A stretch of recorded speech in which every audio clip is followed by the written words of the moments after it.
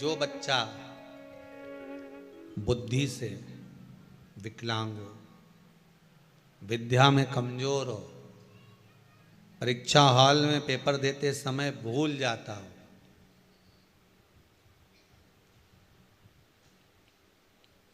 विवेक काम ना करता हो, तो निवेदन है किसी भी पूर्णिमा की रात्रि को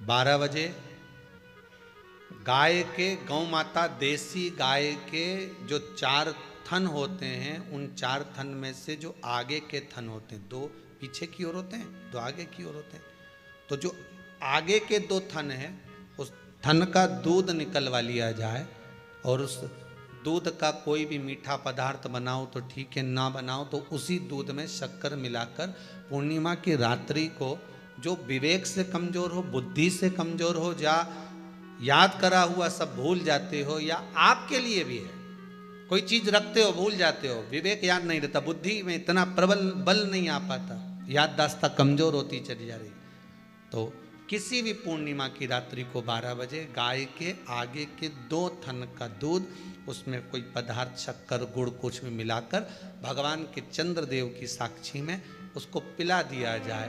महाराज बार बार पिलाने की जरूरत ही नहीं पड़ेगी, एक ही बार में काम कर जाएगा और विवेक पूर्ण तरह से कार्य करने लगेगा। देसी गाय के आगे के 2 थन का दूध बड़ा प्रबल होता है।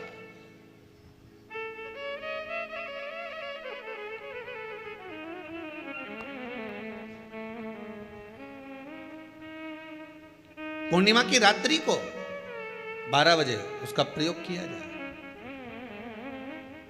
आप उस दूध को निकाल लो शाम के समय, रात्रि के समय ग्वाले से कहकर जिसके यहाँ पर देसी गाय हो वहां निकलवा कर उसको रखा जाए, उसका पान करा जाए। महाराज रोग बीमारी में प्रबलता, तो मां यशोदा जी जग कल्याण के लिए पूछ रही है, संपूर्ण विश्व के कल्याण के लिए।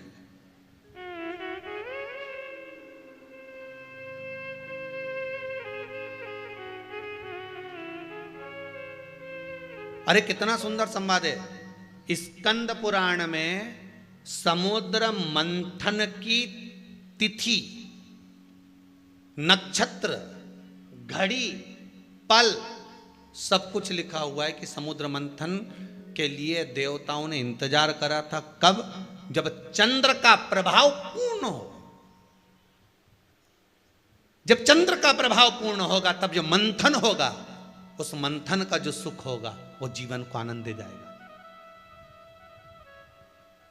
हो सकेगा तो कल की कथा में मंथन के लिए जो समय स्कंद पुराण में कहा गया कि ये समय में चंद्र प्रबल होगा, उस चंद्र की प्रबलता में मंथन का कार्य प्रारंभ करा जाए। देवता और राक्षस मिलकर मंथन करें। कल की कथा में वो पल, वो समय भी बताएंगे कि स्कंद पुराण में ये जगह पर ये चीज लिखी है। क्यों इंतजार कर रहे हैं कि चंद्र प्रबल हो तब हो? क्यों भीष्म पितामह इंतजार करते हैं कि सूर्य उत्तरायण हो तब जाऊं?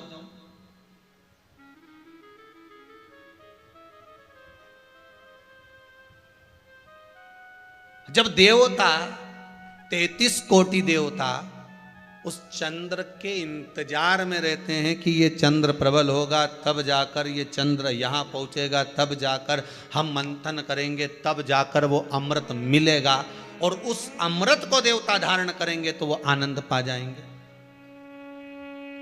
तो हम क्यों शरद पूर्णिमा छोड़ें? हम क्यों एक एक पूर्णिमा छोड़ें? एक एक पूर्णिमा के महत्व को जानिए। कोई पूर्णिमा साधारण नहीं है, कोई प्रदोष साधारण नहीं है, कोई शिवरात्रि साधारण नहीं है। 12 महीने शिवरात्रि पड़ती है, 12 महीने में प्रदोष पड़ते हैं, पर 12 महीने पड़ते हैं। हम उसका महत्व ही नहीं जान पाते।